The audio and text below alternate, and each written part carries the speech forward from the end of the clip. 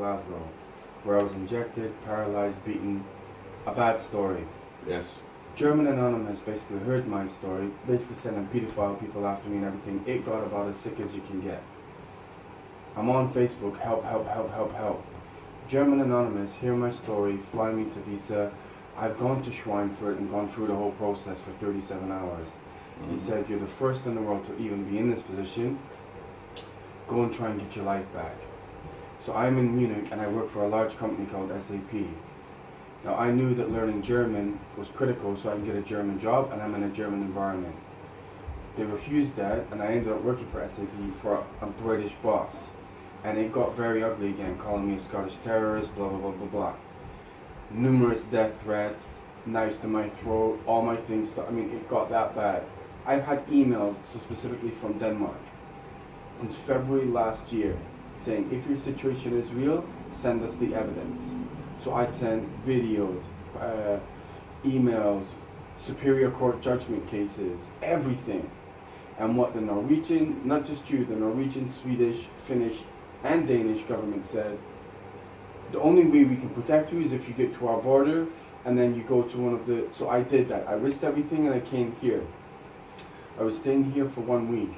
I then went down to the central police station. I said, this is who I am, this is my situation, and one of the police officers took my passports and put it in a Ziploc bag. Unbeknownst to me, he wrote derogatory comments about me on the computer, which a police officer later read out to me. But I didn't know he had done that. I get taken to another building by a female and male police officer. I get asked to explain the whole thing. I'm telling you a tiny little part. I had my fingerprints taken and they said, you need to go to Sandholm. I said, okay. They start asking detailed questions about my finances. So then I have to make my way to Sandholm. I get there.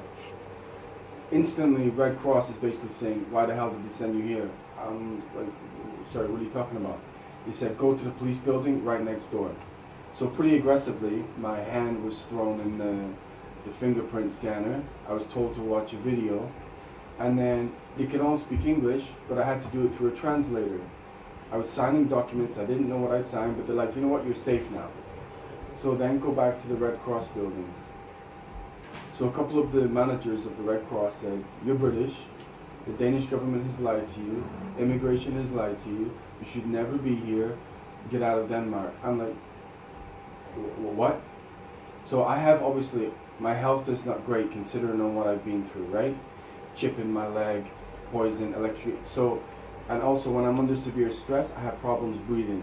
Yeah. So I was sent to Helleroyd Hospital. I had an appointment at 6 p.m. on a Sunday, I think it was. I was made to wait 5 hours to the point one of the Syrian refugees said, please treat this gentleman. Danish people are saying, please treat this gentleman. So eventually I see one of the female doctors. I told her about the banking situation. Oh my God, that's terrible, I'll help you. I told her about the accidents and what was done. I got hit by a double-decker bus and left for dead. So she was about to give me morphine, temazepam, and there was another one. I said, I don't need all that. I started to mention the medical corruption that I'm also up against. She walked out, spoke to one of our colleagues, and I was escorted off the premises by security, even though I showed her my asylum card. Yeah. So I said, just understand the gravity of my situation. If this is an asylum card and it has that country on there. So I went to reception, I tried to get the doctor's name, no. I staggered out the hospital, virtually collapsed on the street. 2 Danish citizens flagged down a taxi, and I go back to Sandholm.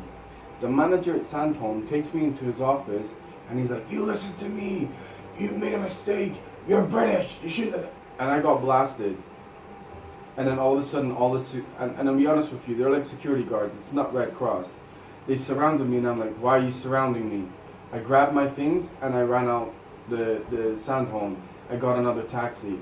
The one hostel I'm staying in, which was A&O Hostel, a guy was actually in there. I had my phone stolen, my SAP laptop busted, my clothes stolen. He threatened to kill me, a guy I've never met before. I went to the police station, he refused to lug it. And this is the even the most incredible part. This is the immigration ministry, correct? Mm-hmm. No, this is not the immigration ministry. That is where you are. That's what she said. No, this is the Refugee Appeals Board. No, Okay, so I did say, is this the immigration ministry? And you said yes. Yeah, but it's an office under the. Okay. We are. Yeah. Yes. So, what I would say is, you know the immigration where you get a ticket and you talk to someone, right? Yes, that's the immigration service. That's So, what I'm gonna do is, so you can clearly see my card, right? yes. I could, I understood that you've been No. There's one registered as thing an that's asylum seeker. right, but there's one thing that is incredible. Are you Danish? Yes, I'm Okay. Danish. So what I explained to her was, I've traveled halfway around the world to get to Denmark, right? Yes, I explained my whole situation about what was done to me. yes. Guess the nationality of the person they sent me to talk to. A British person? Yes. I mean, so let's say you uncovered something that was super critical in the Danish government and you started receiving death threats. You travel all the way to Canada for safety and they ask you to speak to a Danish person. I mean, how dangerous is that? I mean, at that point, I'm like, enough. I've had enough. So I've had the Red Cross tell me to get out of Denmark. The police officer at Sandholm, who's the one who's supposed to be protecting me in that area, said verbatim, I never want to see your face again, get out of Denmark. Then, do you still have that piece of paper with the police officer's code and stuff on it? Oh, you didn't give it to me? I think you kept it. Are you sure? Yeah, I'm positive. So, my passports get to Sandholm within 48 hours. I asked for my passports back because it's too... If you're not going to report when someone's threatening to kill you, I got a problem. Mm. It took 10 days. I'm sent all the way up to Berkeley. So I'm sat in an office like this with one of the immigration police officers who's supposed to give me my passports back, right? Yeah. He's basically mocking me like, oh, you got a chip in your leg, you're being poisoned. Do you need some medical care from me? I'm like, so not only is he giving me my passports back, he's mocking the fact that I couldn't get medical treatment at Hilleroy. I mean, so now I've lost all my money, I've had all my stuff stolen, I've been told by the people who told me to come here to get out, I'm sent to a UK person. I mean, I don't understand how it could be any worse than that. So. And I want answers. Yes, and that's why it's important to know where you are. I'm leaving today. Yes, but you have a number of complaints about the treatment in Denmark. The treatment of the case and the treatment you have received from the police and the immigration service. Well, I'm now in more danger than I was when I got here. This place is, as I told you from the beginning, this is the Refugee Appeals Board. We can only, and the board only treats decisions of refusals of asylum. That's the only thing this place can, yes, the board can do. So, and if it is that have you had a decision on your asylum case? No, because the whole point was I was given a date to talk about my asylum. Yes, I understood but that. one thing, the police said, don't go to that, 1,000% you'll be denied. Red Cross said, don't go to that interview, 1,000% you'll be denied. Hilleroy Hospital said, don't go to that interview, 1,000% you'll be denied. Yeah. The central, what am I supposed to do? And then the one person I am told to talk to is from the exact country I'm supposed to be. Yes, what would you do? What would you do? Yeah, I would probably complain. Right. But I'm trying to understand that. Well, I'm sending emails trying to find out, and no one's replying to me. That should not happen. I'm sending also, it to the Ministry of Justice. I'm sending it to Immigration. You know what actually happened? When I was in the Immigration Service, and to get my passports back, I have very little money. Mm. And now that I've had everything stolen, I have very, very little money. Mm. All I said to them was, can you give me a time scale of when I'm going to get my passports back? Do you know what they did? They got security and walked me out the building. I mean, really, I have committed no crime here. I've not spoken to anyone. I've kept my head down, and I have been treated like an animal. So, let me ask you. I have heard you. I've heard you. What is it you want? I mean, what is you want? Well, the thing is, on the email contacts you have in all these ministries, right? They're generic emails. Yeah. If they are not being replied to about the fact that I'm now even in more danger, I need contact people to find out, one, why I was even told to come here, to why I was threatened by the police and why did all this happen, it has been shocking. I mean, I'll never be able to come back to Denmark again, ever. I think I deserve an answer. But what I'm saying is... Unfortunately, and we're not, that is what I'm trying to say. But you can find out who I need to talk to. What we can do is if you want to complain about the treatment you've had by the asylum authorities, the treatment you have had, not the decision, but the treatment, then you have to go to the ministry. But we're not the ministry. You can't give me an email from that ministry.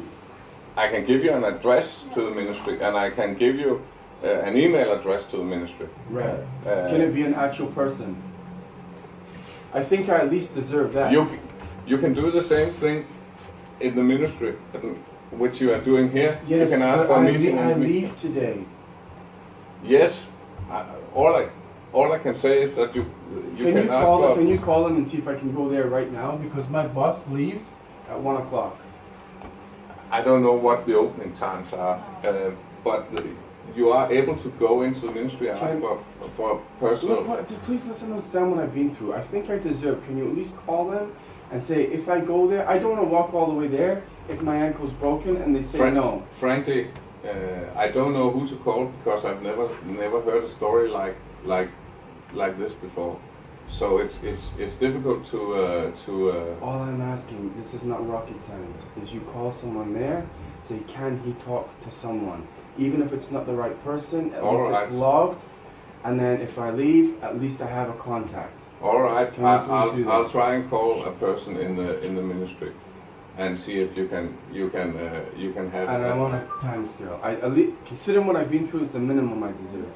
Yes, but I cannot make any promises, and we're not the right authorities to go to. Told me that. Because also to be honest, if there is an asylum case regarding a British citizen, it will be normally regarded as manifestly ill-founded, and therefore the decision made by the immigration service is final.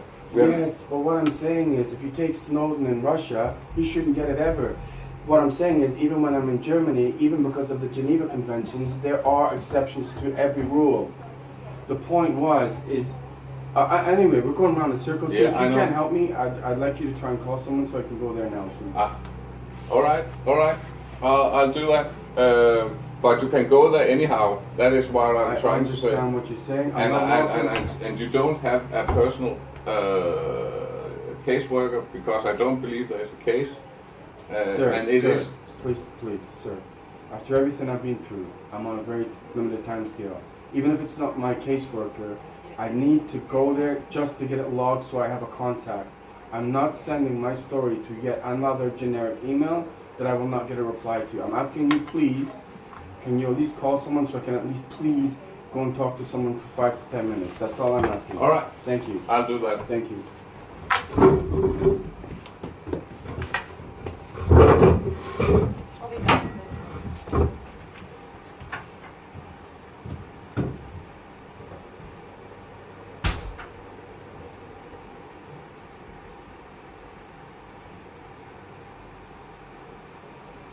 I'll be back.